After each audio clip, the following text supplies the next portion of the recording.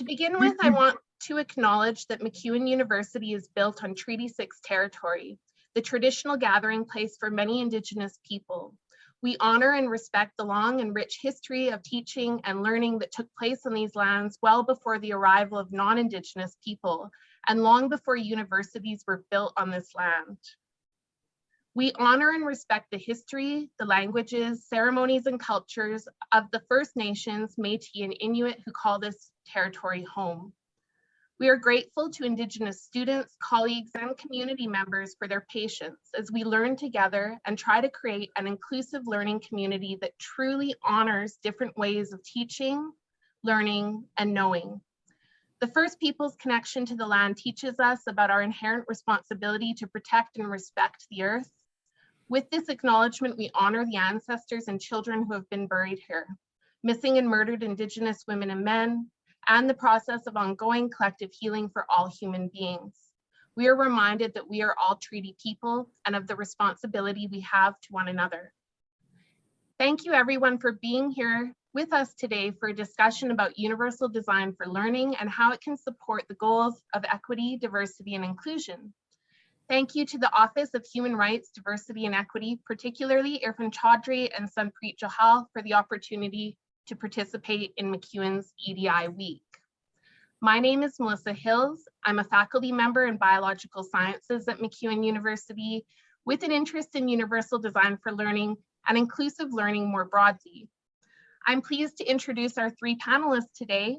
Dr. Fatma Mohammed has recently joined MacEwan as an educational developer and is offering sessions and consultations on the subject of universal design for learning. Thanks for being here, Fatma. Welcome.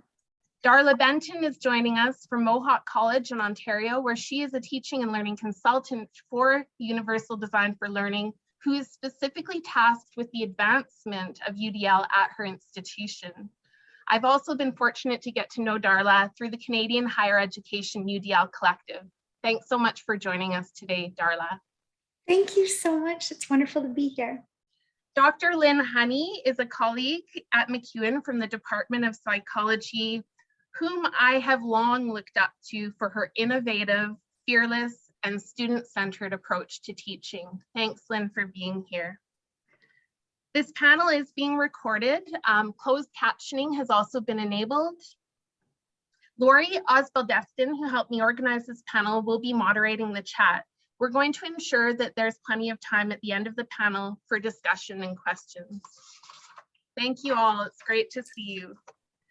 So to get us started, I would like to hear from each of you on how do you define universal design for learning for someone who's unfamiliar with this terminology? And I'll ask Darla to go first, then Fatma, and then Lynn. Thank you. This is a great question. For me, UDL in higher ed is really about providing students options to learn and then demonstrate their learning the best way they can, while we as educators facilitate the options provided and the choices made by learners. UDL exists to make learning tractable for all learners and to bring students who might otherwise be excluded, included into all of our learning spaces. The ultimate goal of UDL is to have purposeful and motivated learners who are resourceful and knowledgeable and strategic and goal-directed and just all the things. And I think UDL really provides opportunities for self-determination while allowing faculty to really have more freedom to support their teaching needs, but also students' learning needs.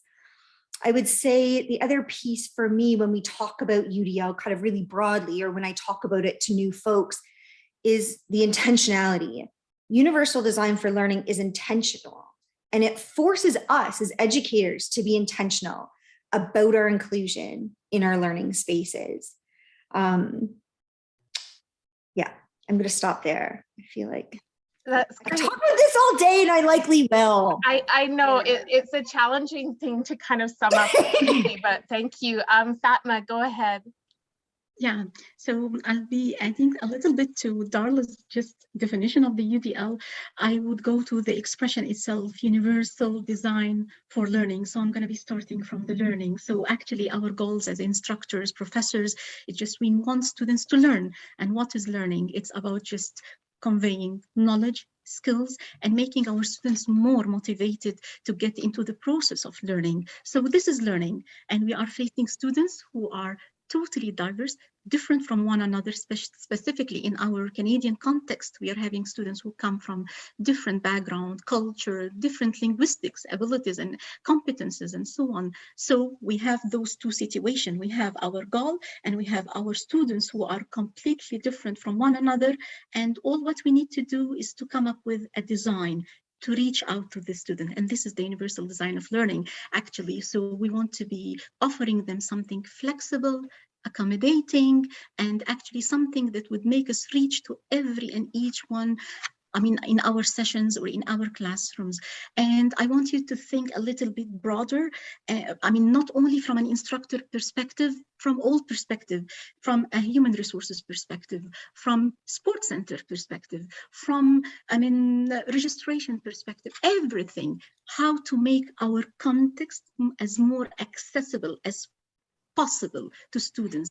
And let me start with my strategy for UDL, which is the +1.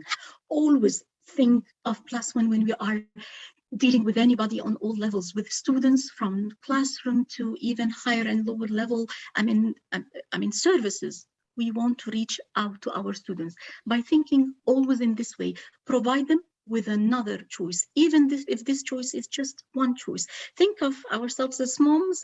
I'm a mom for 4 daughters, and because I'm so affected with the UDL principle, even when I'm cooking for them, I don't cook one dish, I cook 2, because I started so much having this kind of impact with the UDL, always offering +1 option on all levels. Teaching, assessment, motivating students. And I need to stop because this will take me further and further. So wait for me for the coming question.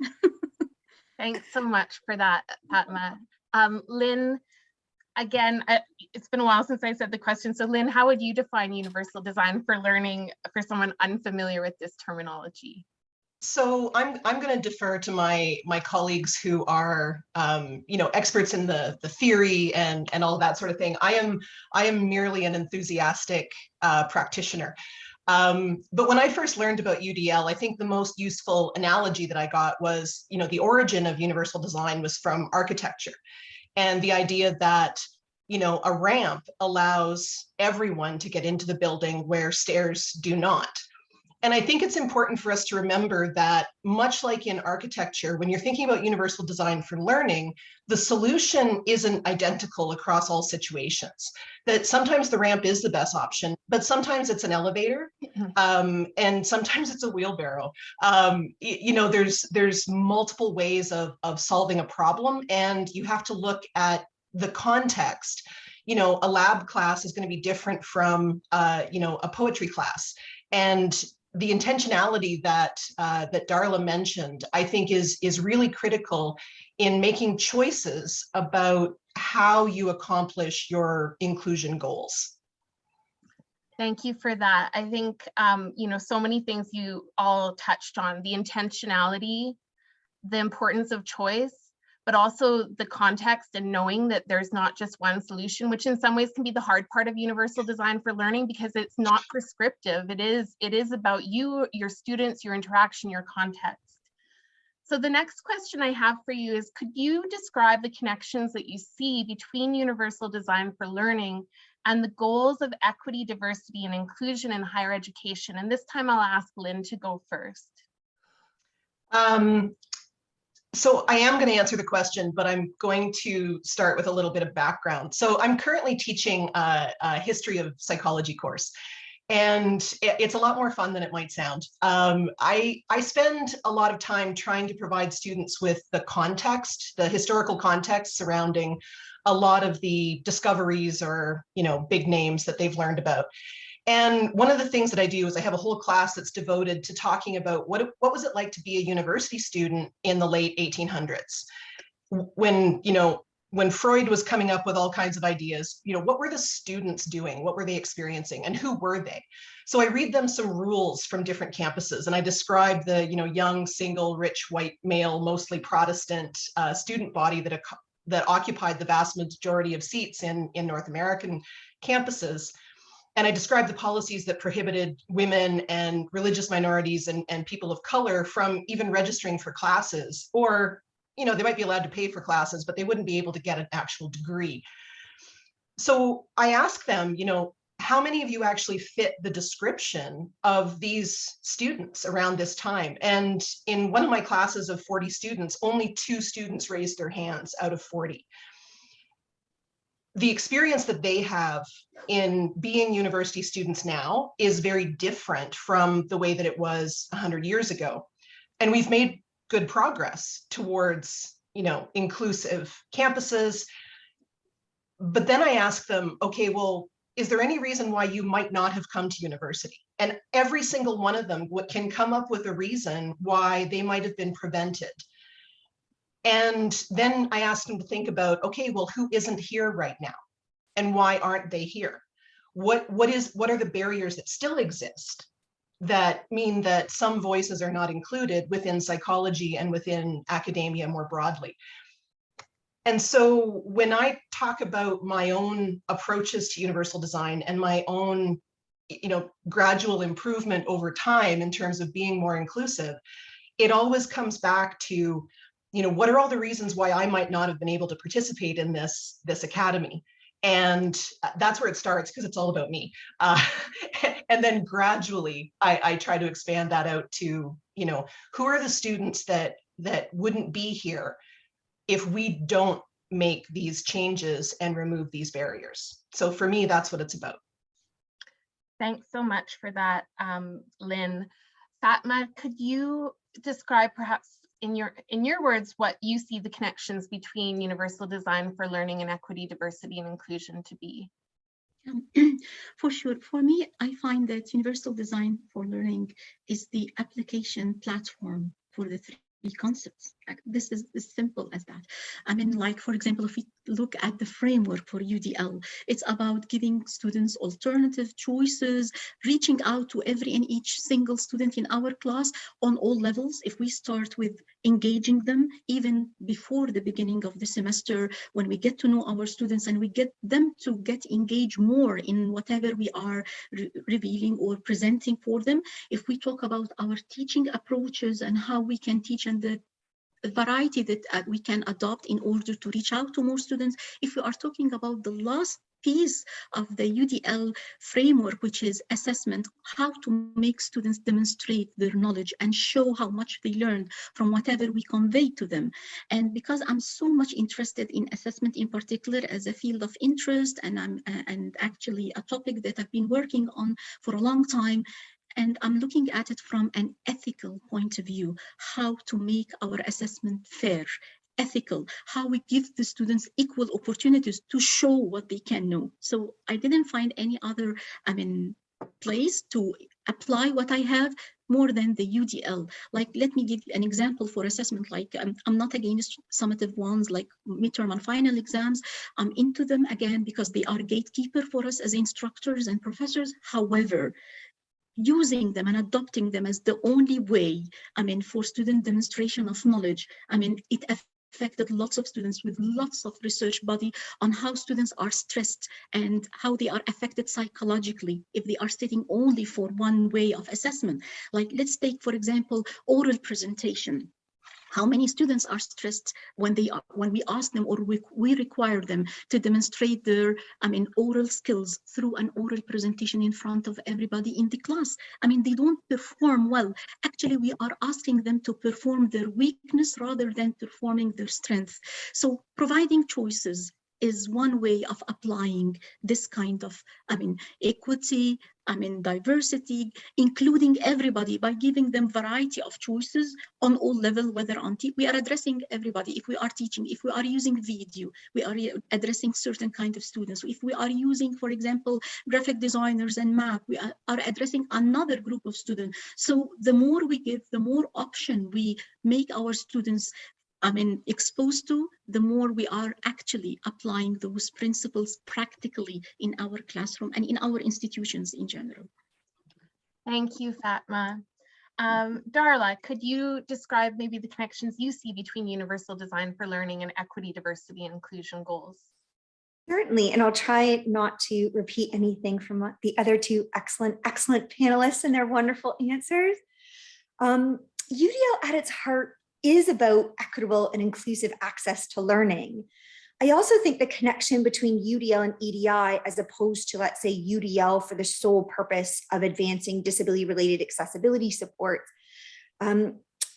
which I understand a lot of institutions, that's kind of where their UDL sits within accessible learning services or within disability supports.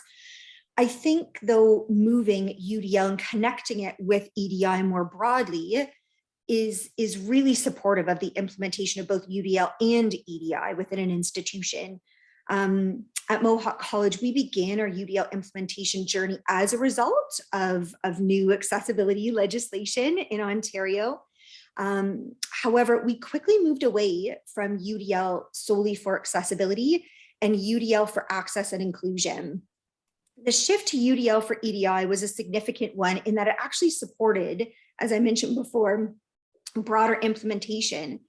When we were focused on UDL for accessibility, we actually faced some resistance from faculty. It was very much I already do all the accommodations on an accommodation letter. I actually don't need to do anything else. And I certainly don't need to worry about students who maybe don't have those accommodations or don't have the documentation in order to get those. Yeah, I mean, it was, it was one of those things where when you hear it out loud the first time, you're like, I'm sorry. You said what now? Even when it was explained that there were loads of other learners that were left out of that accommodation process who would benefit from accommodations, it was still really hard to get some of our educators, some of our faculty on board. Once we moved to UDL for inclusion and access, really connected UDL to EDI, educators could see themselves in the process. They could see how it benefited more of their learners or how they would have benefited from UDL when they were learners. It was no longer UDL for kind of a small group of students. And it really was about UDL to support all students, the majority of students in their classes and courses. Not that I think that that's an appropriate reason to not have done UDL in the first place, to be clear. It should happen because it's the right thing to happen. That said, I think that was a push for folks who maybe would not have gotten there otherwise. Because UDL encourages options, faculty don't have to have all the answers. And I think that's been really freeing for some of our faculty members. Instead, UDL supports faculty to provide options to their learners and kind of nudges them in the direction they should be heading. Learners then have opportunities to provide content and answers that are relevant to the learning outcome that they were working to meet, but also who they are as a learner, and really pulling that EDI piece into every element of both learning and assessment within our courses. I think in Ontario, generally, we are slowly moving from UDL solely for accessibility and really towards UDL for EDI. We actually just finished an eCampus Ontario grant funded project that focused specifically on universal design for learning for inclusion, diversity, equity, and access. It is publicly available through eCampus Ontario if that's something folks would think is helpful or useful given today's topic. So we think in Ontario, I think that's the move. I think that's the move many of us are making because the two are so interconnected. And again, I'll leave it there. I could talk about it all day. Thanks, Darla. And I appreciate you raising the benefits from the educator's point of view, because that really resonates with me. I've certainly found as I've implemented more UDL, there's such satisfaction in seeing more students, more flexibility, the benefit to the students. But I think what I didn't anticipate is like the weight it is taken off of me in many ways, because I'm not reacting to each individual student's needs to the same extent, because I've created an environment where they all have more flexibility and variety to succeed. So thank you for that. And so Lynn and Fatma, Lynn really spoke about, I think, alluded to this, identifying the barriers. And I liked what you had to say about how we start by identifying the barriers that we're familiar with, that we have kind of experienced ourselves. That's an easy place to start. So one of the challenges, of course, then to achieving equity and inclusion is that many of the barriers that disproportionately exist for some learners are often invisible to those who aren't actively experiencing them. Universal design for learning seeks to proactively design learning experiences that remove these barriers for learning.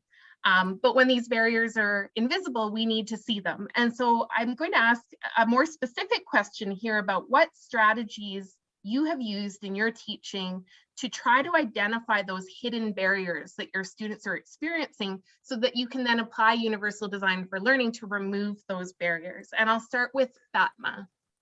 Okay, so to answer this question, I need to only differentiate between two terms, accommodation and UDL.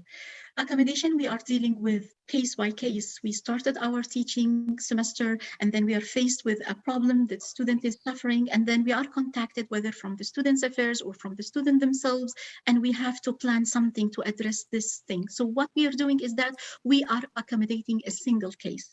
However, UDL is completely different from that. UDL is proactive. We need to be familiar with the barriers in advance. We need to be ahead a little bit. So in order to remove those barriers and to know and to access our students and to know more about them, there should be some sort of assignment to be done before we start our teaching semester, which is getting to know our students, their strength, their weakness, preferences, needs. This is kind of assignment that is always neglected from our part as instructors or professors. Like we are all the time concerned with the material, the teaching methodology, how am I going to assess my students? But very rarely that we think and we spend considerable time preparing how to know about our students before we meet them for the first time. It's our challenge as instructor that whenever we start our academic year, we know nothing about our students, their prior knowledge, what they are capable of, what they are not capable of. So I do believe that an initial step that we would take us further into the process of implementing UDL principles is number one, just to know our students. And I mean, thanks to the pandemic and thanks to the kind of experience that we gain for the online, synchronous, asynchronous, our use of the LMS and the different LMS that we are adopting, we can upload different templates, Google documents, video, give students tasks to talk about themselves. Like, for example, something that I used to adopt a certain very simple template I uploaded on our LMS. The students would fill in the template. It's a very easily accessible one. Like, for example, I am good at, I am not good at, my biggest fear is. It get me to know a lot. By the way, we don't have to go through every and each document. We can link it, like what I did, for example. I link it to a certain facility in Moodle, and I received an exported document about the students, and all what I need to do as a teacher is just to go through the document, and it would let me know more about my students. Another strategy, ask students to videotape maybe a 2 to 3 minute video about themselves, about their prior knowledge about my course or the kind of content that they are going to be facing. Okay, I'm expecting that, I'm scared of that, I am good at that. So this is UDL. Always think of the plus one. It doesn't have to be a written thing. It could be videotaping. It could be asking them to fill a map. It could be asking them to draw something about themselves and just upload it. Any means that would make me know my students and dissolve this kind of snow or ice and reach more to them and remove the barriers, just to know them in order to provide them with what they want or what they are capable of.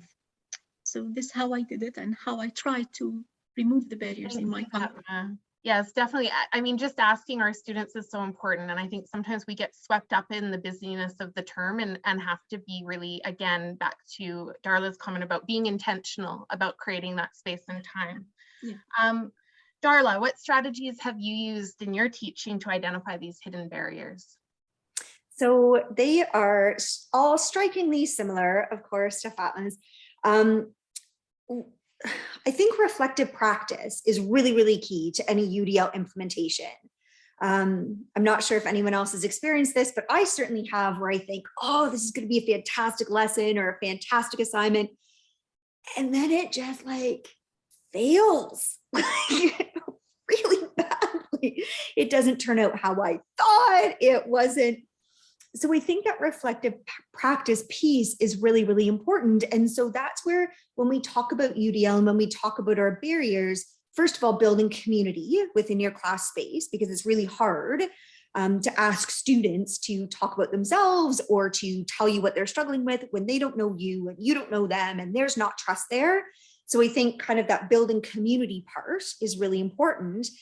And then I think asking those specifically who are experiencing those barriers. And it doesn't always, at the beginning of a semester when that trust might not be built yet, there are other ways that you can start to do that. So one of the things that I find really helpful is, let's say, connecting to our accessible learning services department, connecting to our international student department, connecting to our Indigenous education department, and having those conversations around what themes are you seeing from the students, from these equity deserving groups that you are serving on a much more regular basis than I might be.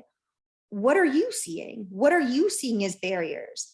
And then, of course, once that community is built within a class, then we can have those broader conversations about what barriers are you experiencing. I can then reflect on those. I also think solutions to those barriers, some of the best UDL implementation elements we've added are solutions that have come from students. This is the barrier I'm experiencing, it, and it would go away if the system could do X, Y, or Z. Great. I can then look at, can the system do X, Y, or Z? No, it can do X or Y. Fantastic. Let's talk about X and Y and work through that process and then see if we can scale that within our institution. And I think that scaling piece, again, that kind of reflective piece, what's working here, might it work elsewhere? And then how do we scale that?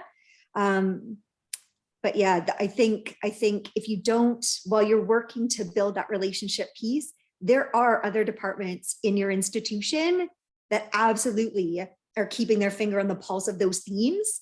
And they're a wealth of really great information to identify those barriers and also how to solve them. Thank you for that, Darla. And so, Lynn, could you maybe share some strategies you've used to identify those hidden barriers? I think that Darla and Fatma have done a fantastic job of preempting most of my comments. So I'm going to refer back to a couple of things that they've brought up and talk about, concretely, what have I done in my own class. Fatma mentioned, getting to know your students and actually hearing them. I always start off the class with a welcome survey where I ask them about, what are you afraid of? What topic are you most excited about? But also, a bunch of questions that allow me to ascertain whether students have particular barriers that might be relevant.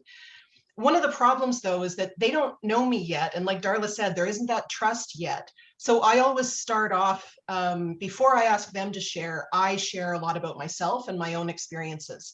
So I indicate to them that, I was a first generation university student and I didn't know what the hell I was doing half the time. And I talk about all the struggles that I had and the mistakes that I made and, how I ended up where I am. And I, show them my own vulnerability so that, maybe they feel a little bit like it's okay for them to express their own. Because I think academia is one of those places where we're not good at showing vulnerability. I mean, grad school beat that out of most of us. And I think it's really important to reflect on my own vulnerability in order to encourage them to share theirs. Because otherwise it's just not fair. I have to make them feel safe throughout the whole course so that they feel comfortable coming to me when they need something. The other thing is that sometimes you need to go where students are talking to each other rather than to us. And so I know that social media is a cesspool, but I look at student Twitter, I look at Reddit subthreads, I look at, I search all the hashtags associated with the university to see what is it that students are complaining about? What is it that they find to be problematic? And how can I avoid being that person they complain about on Reddit? Because that's my goal, just avoiding being Reddit famous. You know, I love that. And I love your comments about being vulnerable with our students. You know, I think for, you know, when I was a more junior educator, I would have assumed students weren't really interested in who I was. They were kind of there to learn. And I also have learned kind of through social media and through experience that absolutely they want to know you and who you are.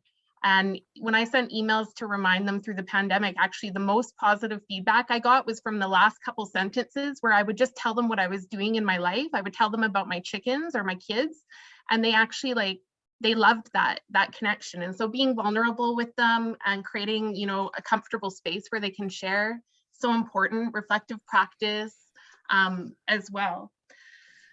So, you know, I think connecting to that reflective practice and being vulnerable is, I've been doing a lot of thinking about power dynamics lately and power in the classroom. And in her book, Anti-Racism and Universal Design for Learning, Andrew Fitzgerald discusses the importance of interrogating the culture of power that exists to perpetuate inequities in our classroom. In a traditional classroom, power is almost exclusively centered in the instructor. Universal design for learning can be used to design learning experiences that share power with students. And we've already really talked about general strategies with UDL that are about sharing power with students. Could you describe a UDL strategy you've used to share power with your students, and maybe a little bit about how that worked? And I'll ask Darla to go first on this one. So first of all, if you haven't read that book, it's excellent. Oh, good. You get the opportunity to, I'm really not great at Twitter, but yeah, she has a really great Twitter feed. Anyway, all lovely and wonderful. If you get to attend a webinar, it's all great too. Anyway, little plug there. But I think UDL itself is the strategy to share power with students. So after reading Anti-Racism in UDL, again, similar thought process, like how am I sharing power, or not even sharing it, how am I able to give it to my learners? And for me, one theme that constantly comes up when I think about this topic is really about unconscious or implicit bias. I work very, very hard to harness and minimize my implicit or unconscious biases. However, they are implicit, they are unconscious. And so as hard as I try to be aware of them and squash them, they're there. And every decision I make in the learning environment is influenced by those biases. And the best way for me to remove them is to remove as many of my decisions in that learning space as I can and replace them with decisions of my learners. So UDL identifies the areas where I need to provide options, helpful, useful. I don't have to come up with them on my own. I, as the educator, facilitate those options. So there's still some decision-making on my part. I can't get rid of it totally, but I'm working on it. But I facilitate those options to bring to students in the content learning outcomes within my course, but then it's the learners decide how to obtain the course content and how to show what they know. So I think anything that helps me to remove my biases, and UDL does that, and it encourages me to do that in a variety of different ways. And the UDL guidelines serve as a really, really nice reminder of, have you done this? Like, here's a wide array of places you should be providing options. Have you, Darla? And I think regarding how offering these options works out is a bit of a trickier question for sure. Learners can struggle with making a choice between what they know and what might work best for their learning or for an assessment. I often think about a learner I had who was in a radio broadcasting program. He had fantastic verbal expression, but his written expression was really a challenge. And when offered the option between writing an essay or submitting the same content using an audio file, he chose the essay, even though he knew it wasn't his strength, even though he knew it would take him longer, it would be harder work. When I asked, like, why make that choice? He said he knew what an essay should look like and that the audio file was an unknown choice. Like it was an unknown. So UDL can just be implementation. As educators, we need to facilitate the options and then guide learners through them. So just UDL implementation, like when we think about, oh, we're going to offer, another choice. Yep, that's true. And that's wonderful. And I do think it's helpful to eliminate our biases, to put that choice on students.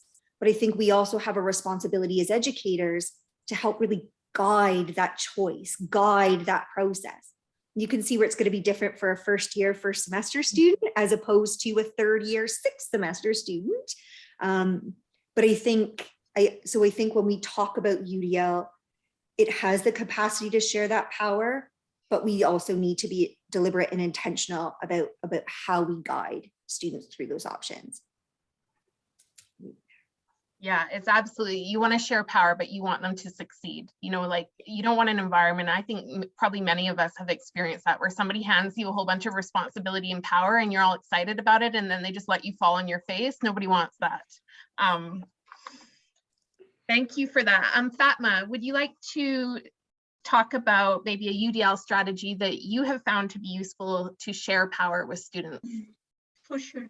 Before I just go to some examples of how I implemented or how I provided the opportunity for student power, I need to comment on Lynn's comment regarding, first, we need to check where and when to start or to implement the UDL. So I came up with 3 strategies, or actually 3 questions that we need to ask ourselves before we start getting students or giving them the power. Like, for example, where do students always get lots or ask lots of questions? This is one thing. Another thing, where do they always get things wrong? Right, even after our instruction and our demonstration of everything, where do they always find themselves, or if I find myself as an instructor repeating and repeating and repeating? Because UDL is so broad and it has lots of details. As we said before, and we are doing it on 3 levels, whether engagement, teaching, or assessment. So we cannot apply everything at a time. So we need first to find the problematic area, as Lynn just shared right now. And those are 3 examples of finding the problematic area: areas of questions, areas of mistakes, areas where I find myself uncomfortable as an instructor when I'm repeating and reteaching stuff.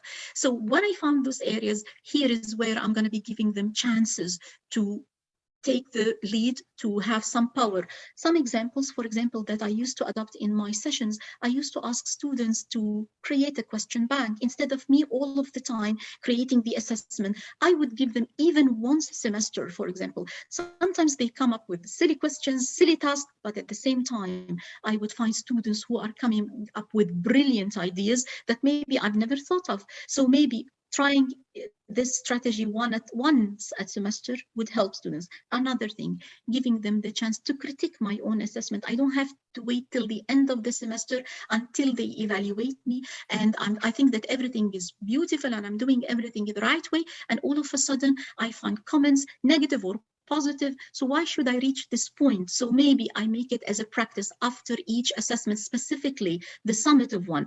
Critique the exam. Areas of difficulty, where do you find? We are giving them voice. We are talking about empowering students, giving them voice, giving voice to teachers. Where is the application? Another strategy.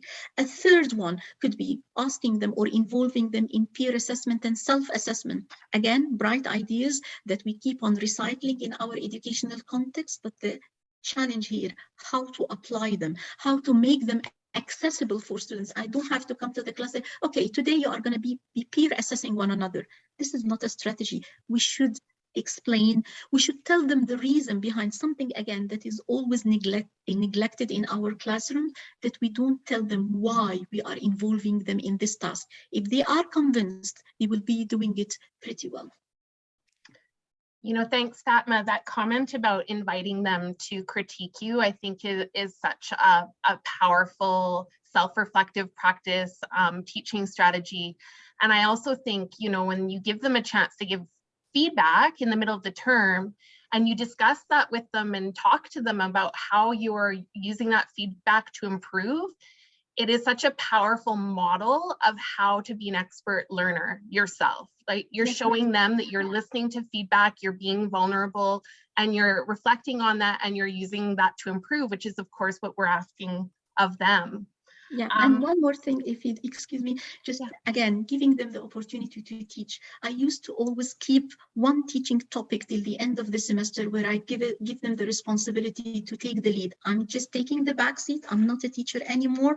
Teach. And by the way, I use it as a mean of assessment. So when they are teaching, they are showing how they acquired what I've shared with them, and I'm assessing them. I don't have to let them sit for a quiz. This is an assessment in itself. So it's a teaching and an assessment strategy. So let's think of integrated tasks that we can involve students in. Thank you, Fatma. And so Lynn, can you talk about how universal design for learning can be used to share power with your students? I really appreciate the comments that Darla and Fatma have both made. And once again, I'm like, okay, strike all the notes I used to have. I'm gonna talk about something different. So I want to react a little bit to some of those approaches. I think it is incredibly important for us to listen to our students, but the way that I feel you share power is to demonstrate that you've listened to them and you've made a change as a result of the feedback they've given. Because if you're soliciting information from them, but it doesn't change your own practice, then that's not actually sharing power. That's the illusion of caring. And that has its role too. But I think that, and of course, this semester is one where we were in flux in terms of being in person, being, online. And so I had originally thought I was going to have an in-person exam.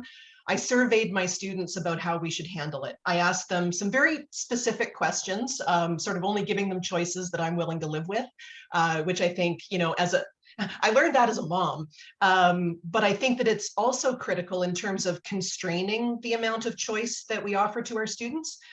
But the thoughtful and careful responses that I got to those questions allowed me to create a midterm that felt fair to everyone. And then I surveyed them afterwards to see how they felt about it. And if we did the same thing for the final exam, what should we do differently? Both how should they approach it differently, and maybe what could I do differently to make the exam better for them. And I think we all learned a lot from that experience. I want to, though, take it a little bit outside of UDL for just a second, because again, it's all about me. I want to talk about a little bit from one of my lines of research, and that actually has to do with power and dominance. And there's a really important distinction within the literature about power between dominance behaviors and prestige. I expect there to be a certain amount of prestige that I have in the classroom. Prestige is freely conferred and it's earned based on, the actions that you've done.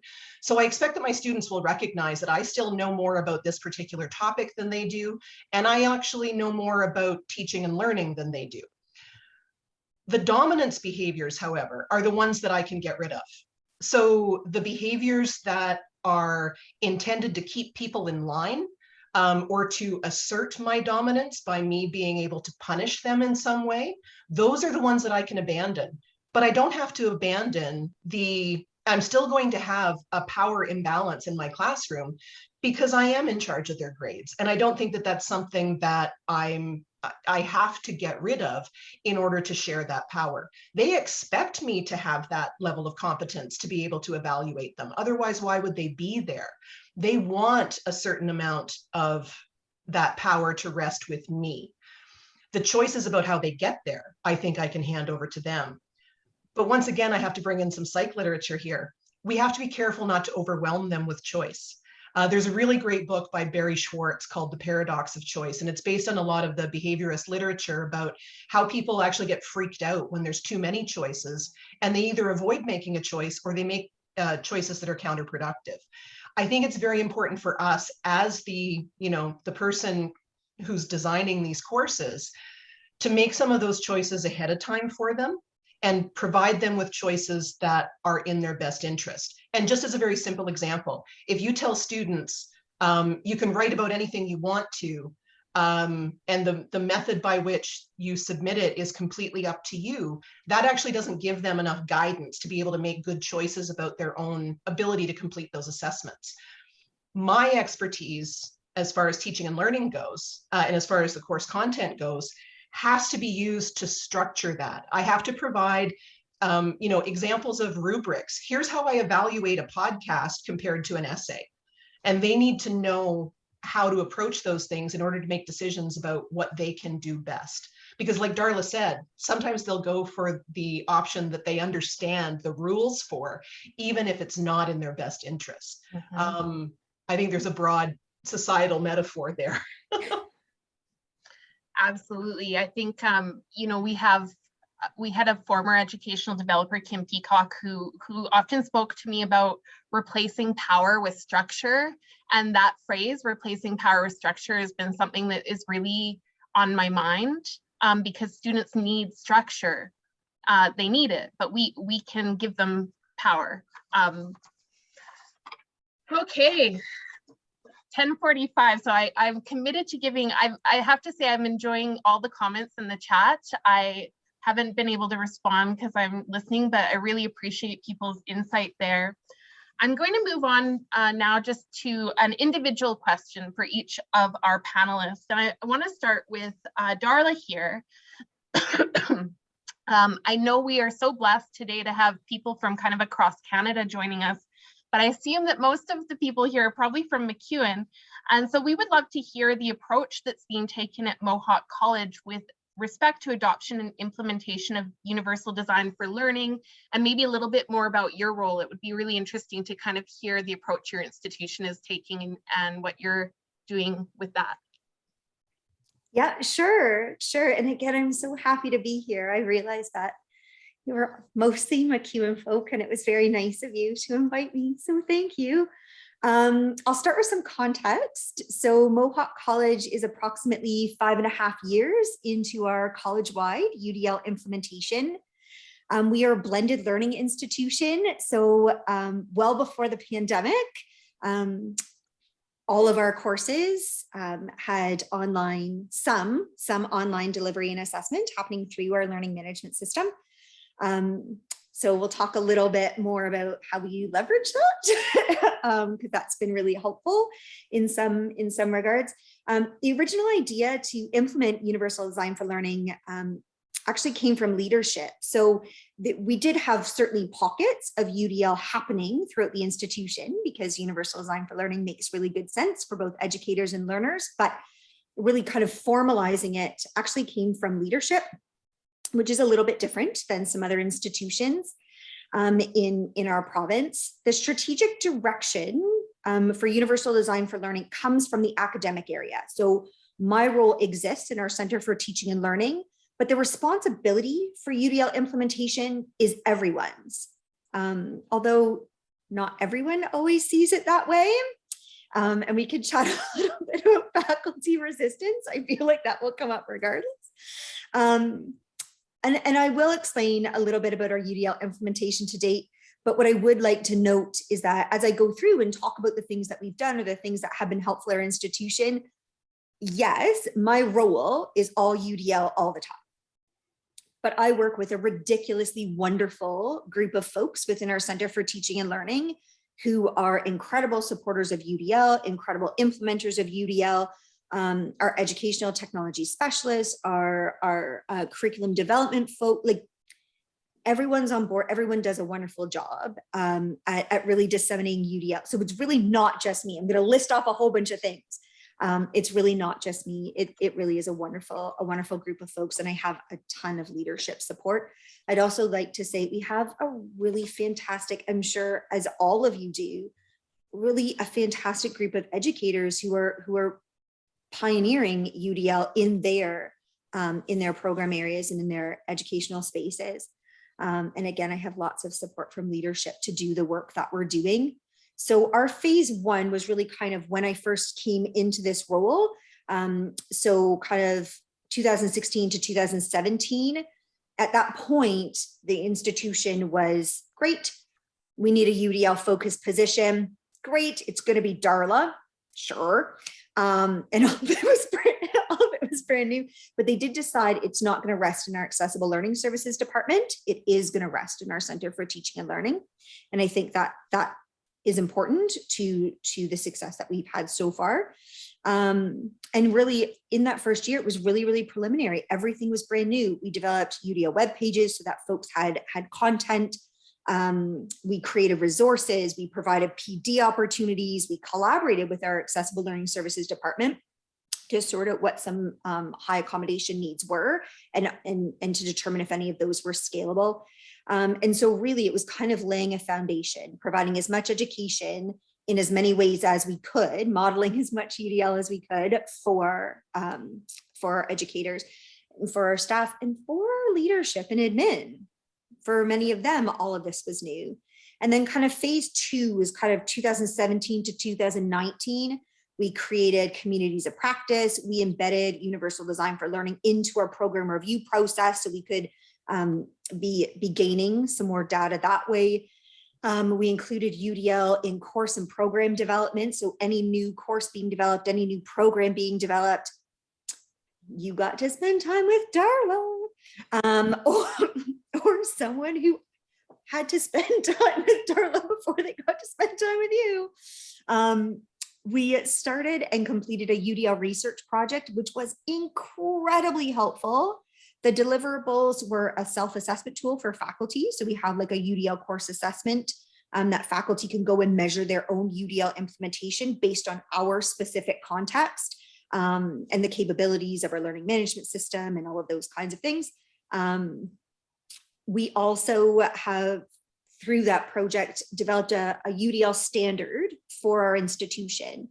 The standard isn't prescriptive. It doesn't tell anyone what they have to do, but it really is about, have you considered these things? And that we as an institution, when we develop courses, we will be considering these things. During kind of that phase two piece, we moved away from UDL for accessibility and really towards UDL for access and inclusion. And during that phase, there was a really significant development of additional UDL resources. And then right now, I would say we're still in phase three. I would like to say that we're kind of moving out of it, but I'll wait until the pandemic is maybe over a little further before I say that too loudly. So phase three has really been kind of from 2019 to now. And we're really looking at, so far we have shifted embedding. So we don't really do a lot of standalone UDL professional development anymore. We have embedded it into everything else we do. So if you are coming to a session about assessment, you're going to get UDL information. If you as a faculty member are coming to a session about course development, course outlines, learning outcomes, you're going to get UDL content. We've made now the very definite shift to UDL for EDI. UDL is implemented in our policies, in our functions, in our strategic mandate agreement with the province. UDL is also embedded into our learning management system. So faculty, when they are developing their course, they can actually pull a UDL template that has UDL elements built into it. Faculty have the freedom. Faculty autonomy is really important. They have the freedom to go and take those things out if they would like to, but it's kind of a lot of work to do it. So they just kind of leave them in and fill in the blanks. So I think we continue to use UDL research to inform our implementation. We will need to replicate our research study because it's getting on in years. But that's kind of where we are. And so for me, those initiatives might come from my role in my department, but hopefully from that list, you can see there's really just a huge collective effort to really bring UDL to the institution in a way that connects it to equity and diversity and inclusion, and to serve all of our students. Thank you so much for Darla. That's really exciting. We had an address this week at MacEwan from our provost on our strategic vision for the future called Teaching Greatness. And our provost spoke about the fact that universal design for learning has been tasked to our teaching and learning committee of our general faculties committee. So they've been tasked with advancing universal design for learning at MacEwan. And I think it's really exciting to see where that will go. You're doing really amazing work at Mohawk College. For what it's worth, I would totally sign up to spend more time with Darla. I'll go to Lynn. Lynn, I had a question prepared for you, which was really like, how are you using UDL in your university courses? We've talked about a lot of those things, so I'll give you the, you could answer that if you like to. But I also see a question in the chat that kind of gets at, I think, one of the common misconceptions about UDL, which is that you're compromising learning outcomes by giving students choice. So if you wanted, and that's not, I'm kind of paraphrasing, but I do think that that's an important thing to kind of tackle when people are first learning about universal design for learning, because sometimes there is this impression that you're letting students get out of doing things that are important for their learning. So I'll leave it up to you whether you want to just talk about UDL in your class, or if you want to tackle kind of that common misconception. It's up to you, Lynn. I might not respond as eloquently for that one because I I don't have notes prepared for that, but I do have some strong emotional reactions. So I'll admit that when I was first, confronting my own biases about inclusion, about UDL, and about a bunch of different teaching methods, that is one of the things that concerned me a great deal, because I do think that we have a responsibility to, I don't like the word gatekeeping, but I do think that we have a responsibility to ensure that we are accurately evaluating whether someone has the skills to move on to the next stage. And of course, that's going to be even more critical in professional disciplines like nursing. But I mean, I think all of us feel that responsibility. And I think that it's really important for us to distinguish between what is a legitimate and bona fide learning outcome, where there is a particular skill or piece of knowledge that we cannot compromise in order to ensure that our students are ready for that next stage. And the things that we just think are important or preferable for us, because of course we create the learning environment, and we're often replicating exactly the same patterns of teaching and learning that we experienced ourselves. And we all succeeded, so therefore they must be good evaluation methods, right? Very much a survivor's bias there. So I think it is important, and I'll use this one because Fatma raised it earlier. An oral presentation. An oral presentation is an absolutely wonderful way of assessing someone's knowledge, but for students who are afraid of, public speaking, which is a lot of them, I know students who will drop a class if there's an oral presentation involved in that class expectations.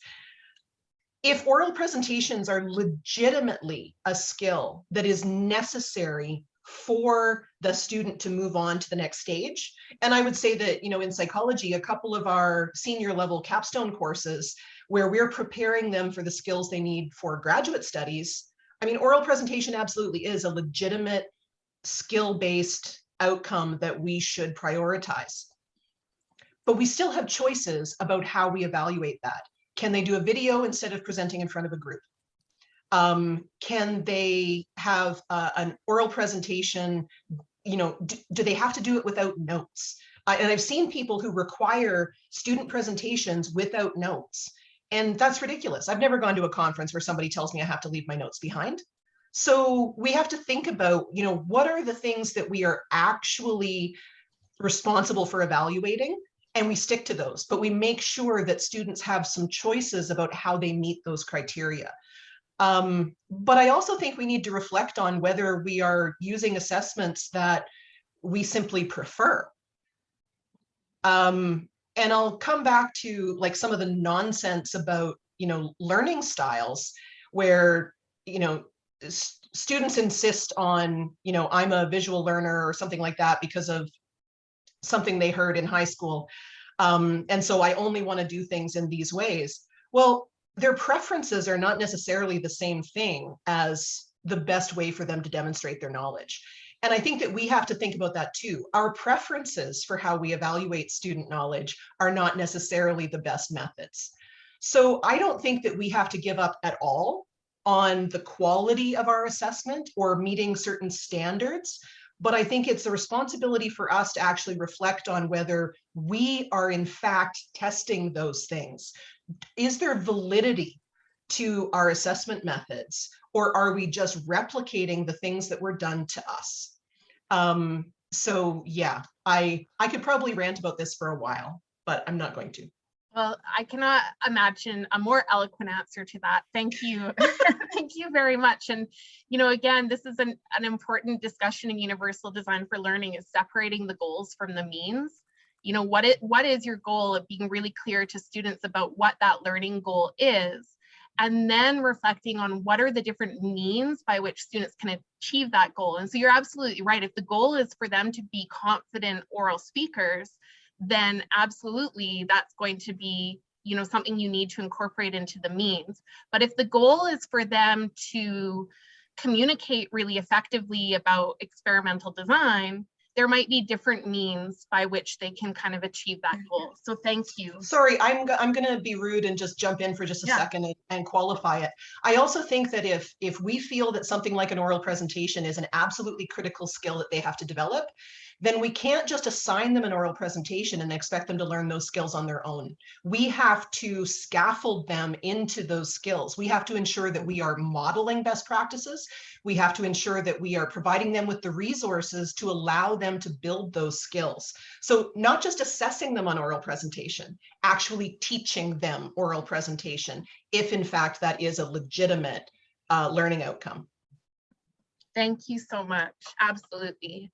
So Fatma, what is some advice you might give to a faculty member who's relatively new to universal design for learning, would like to do more, but especially given the understanding that faculty everywhere are burned out, workload pressures are higher than ever, and you know, the thought of reimagining your course right now, we're really, you know, especially at MacEwan, where we're moving to a new learning management system and we're going back face-to-face, people are overwhelmed. So what might be your advice be to faculty who are busy, who are overwhelmed, but are also maybe here today and going, I'd like to know a little bit more, I'd like to do a little bit more? Okay, I'm happy to talk about that, because this is my challenge actually that I'm facing right now. I'm working at the Center of Teaching and Learning and as an ed developer, and I'm assigned of just making the universal design for learning clear for everybody. So I started with some sessions for faculty, from different schools, and I faced some challenges that I want to share with you. They are not challenges, they are faculty feedback about whatever I was trying. And actually, I used to give more elaborate session about the theoretical background of UDL, how to implement it. But the problem is that how to give them tangible, real, practical tips on how to apply it actually. And that's what is coming. The coming phase in my career with the UDL is that I want to design some sessions specifically for specific school, like for the School of Nursing. Okay, bright ideas, how to put them into practicality. Some of the challenges that I've received from faculty is time. As you said, they are already burnt out with lots of tasks, lots of assignments, and they don't find time to do that. Other challenges, like, for example, planning ahead, how to do that, training them to do that. It's not only about theoretical concepts and this is UDL, this is a brilliant idea. Again, some practical examples. I'm going to be taking Lynn's idea about modeling. Okay, yes, we are giving example, but how to do it? For example, that's why we thought of having our own agents in every department. This is maybe one way of doing it. Like, one of the things, or one of the challenges, is just designing the equivalent task, because as I've said at the very beginning, I'm so much into assessment, so I'm focusing on that, and I've delivered some session on universally designed assessment. So I'm taking the assessment course and I'm just investing more and more in it. And one of the things, like, for example, okay, how do you require me to create assessment or different types of assessment for every learning outcome, which I've seen it in the chat. One of the comments, which is very challenging. And another comment, okay, do you want us to make things easy for students? I just want to clarify one misconception. If we are talking about misconceptions, UDL is not making things or making life easy for students. It's just making it accessible. And we don't have to apply it or implement some of its principles on everything. Just target the problematic area and find solutions for them. So one way of doing it, or if I'm just sharing an advice, is just to provide them with things that are related to their discipline. And that's what actually I'm working on right now, creating and designing session as per discipline, give them practical tips, give them something that they need to implement, just not vague ideas and beautiful, brilliant ones. Okay, how can I apply them? Again, for assessment, for example, like I'm just now creating models actually and going back to the modeling concept on how to design different assessment, not for every learning outcome, for problematic ones. So this could be some tips that I'm sharing with my faculty. And again, one more thing, I like what Darla just mentioned about research. What I'm trying to do, because I'm involved in another project about subtle and enhancing and promoting subtle projects, which is changing our faculty from just teachers and professors into being scholars and actually producers of data. Like, for example, for UDL, they are research-based ideas. We want to make them or turn them into evidence-based by taking those, principles or strategies, trying to implement them in the class, and then coming up with a result. They worked, they didn't work, and then, as you've just mentioned, we need to hear back from faculty regarding that. Thank you for that. I also want to remind people here that there are some links to resources about universal design for learning on the webpage for this event. Of course, anybody at MacEwan can reach out to Fatma. You're welcome to reach out to me. I'm also going to, a shameless plug, is that Dr. Alyssa Overend and I and our student, Sean Hildebrandt, just published a paper in the Canadian Journal of the Scholarship of Teaching and Learning on faculty perspectives on universal design for learning, barriers and challenges. So there's a link to that. That wraps up our formal panel. And I think, Irfan, you could turn off the recording now.